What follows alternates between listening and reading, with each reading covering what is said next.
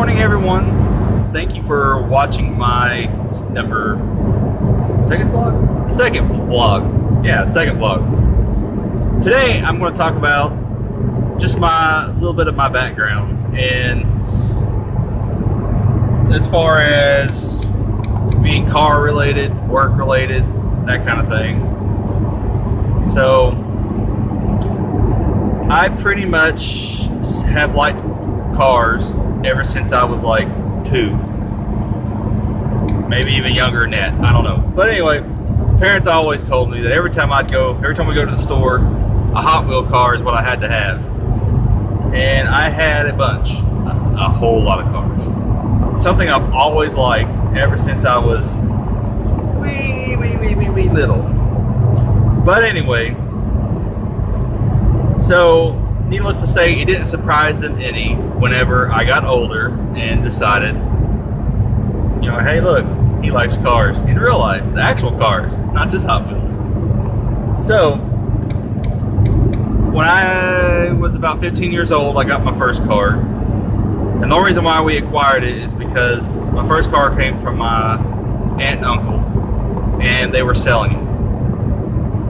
So we went ahead and got it from them. It was a 1990 Honda Civic hatchback, and it was the DX model, so it had power nothing at all, period.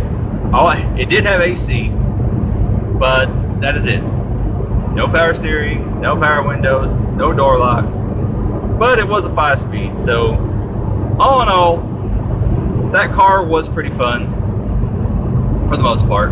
I always said it was like driving a full-size go-kart because the thing was tiny and it sat low to the ground. But of course then I didn't really know much about as far as modifying cars or anything like that. But I ended up, I drove that car until about my senior year, and then I wrecked it. My tires were a little bald, and I was going around a curve that was a little slick, and I wasn't going fast, and I just hydroplaned and hit a tree. Happens to the best of us. But anyway, my second car that I got to replace that one was like the exact opposite of that. It was a 1993 Nissan Maxima. I think it was an SE. Whatever Maxima called the limited edition. It was fully loaded, had everything in it. 5-speed, and that thing would fly. Now I think it had close to 200 horsepower. It was pretty quick for a 4-door sedan car. Well, I didn't have that car 6-7 months, and then an old man had hit me on one of the highways here on Clinton Highway. If anyone knows Clinton Highway, or knows the area that I live in. But anyway, so needless to say, that car was gone. Well, then I decided that I, for whatever reason, really liked the 88, 89 models Honda Accords with the flip-up lights. So I buy one of those. It's the carbureted model. Like I said, I still don't know much about, at that time, still didn't know much about modifying cars and stuff like that. And the car ran good and everything, but I just didn't know anything about carburetors. And at that time, I didn't want to take the time to actually learn it. So got rid of that car, and that's what started my sports car mode. I bought a 1985 300ZX. It wasn't turbo, but it was 5-speed. It had the digital dash and all that stuff in it, and I loved it. That car was awesome. And I still own this. I owned that car, and then I started buying other cars. So my second car with the 300 was a 1988 Honda Prelude, and I bought it for like, I think it was $800, and that was what I call my ricer stage. I put one of them big metal wings on it. I shaved the door handles. What else did I do to it? Put one of them cheapy plastic hood scoops on the hood. All kinds of other random stuff. And well, long story short, I ended up buying a 1987 Honda CRX SI, and it was completely gutted, no engine. I actually bought it for an old set of wheels and $20. So I ended up my Prelude. I ended up running into a ditch, and it was still drivable, but it needed a little work after that. So I traded it for a 1988 Acura Integra, because all the Integra parts will swap from the Integra into the CRX body. So that was my plan. I was going to swap everything over, because that Integra had hit a tree. So it was drivable, but it wasn't safe. But anyway, at the time I didn't have a garage. At the time I had no idea what I was doing as far as motor swaps or anything like that. So I ended up getting rid of it too. I sold the CRX, I sold the Integra, and then I bought a 1986 and a half Toyota Supra. Paid $500 for it. It had a blown head gasket. Pretty common for those cars. So I went and had that fixed. And I was like, okay, you know what? I'm going to fix up the 300. This will be my daily driver. Perfect. We got it. Well, not even 3 months later, the Supra blew the head gasket again. So I decided, well, I didn't want to go through this again and again and again and again. So I traded it for another 1985 300ZX. But this one was turbo. So that excited me. So now I was like, well, okay, well, never mind. I'll use my NA 300 as my daily driver, and this will be my project car. So then I decided, well, you know what?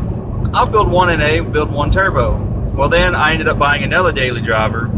I bought it from my aunt. It was a 1983 and a half Toyota Celica. I drove it maybe 2 days and the motor started knocking in it. But to their offense, the car did sit for a couple years, and they decided to revive it and get it running, and I gave them like $200. And well, I was going to take it down to the junkyard instead of fixing it. Well, they bought it back from me. They gave me my money back and took it back. But anyway, well, then I decided, you know what, my NA 300, it was starting to rust through. You know, I had some rust and stuff, so that's when I bought my 1990 240 SX.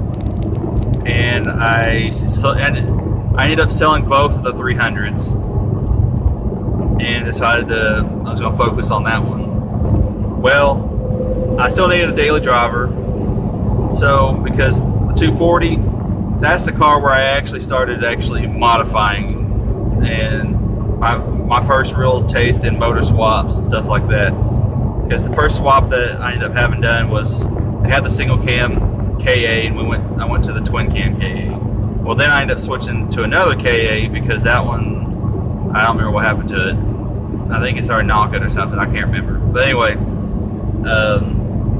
so I decided I was going to turbo it and stuff. So I bought pistons, rods, turbo, all that. I can't remember everything that I had for it.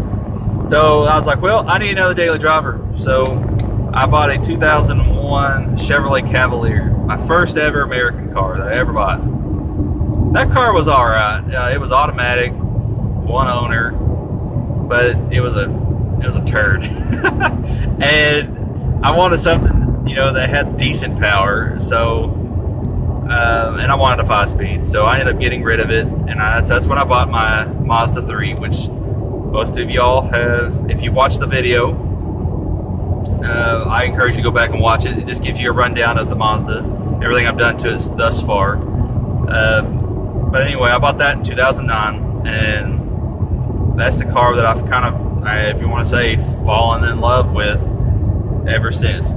And that's the car that I cannot wait to get back on the road. But anyway, that's kind of my rundown all the way up to the Mazda. I'm not going to bore you with any more cars. The only other cars we've owned since I've been married, of course, my wife has the 2005 Focus, which is what I'm currently driving as my daily now. We have owned a 1989 Volvo 740.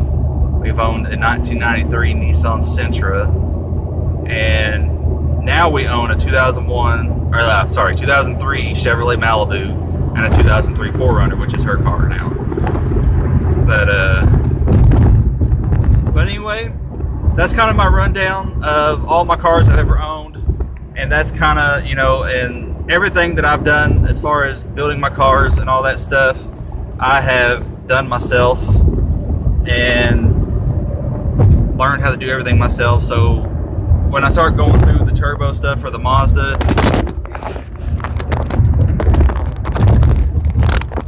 sorry guys, this road is full of potholes. But anyway, I'm gonna go ahead and end it right here because it's just gonna get worse. But anyway, everything I've ever done in my cars, I've done myself because I wanted to learn how to do it. But anyway, if y'all have any questions, comments, again, for these vlogs, if there's anything that you want to see as far as or talk about, please leave a comment below. And also, please like, share, and subscribe to my channel, and that would be very appreciated. And I hope y'all have a great day, just like I hope to have. See y'all later.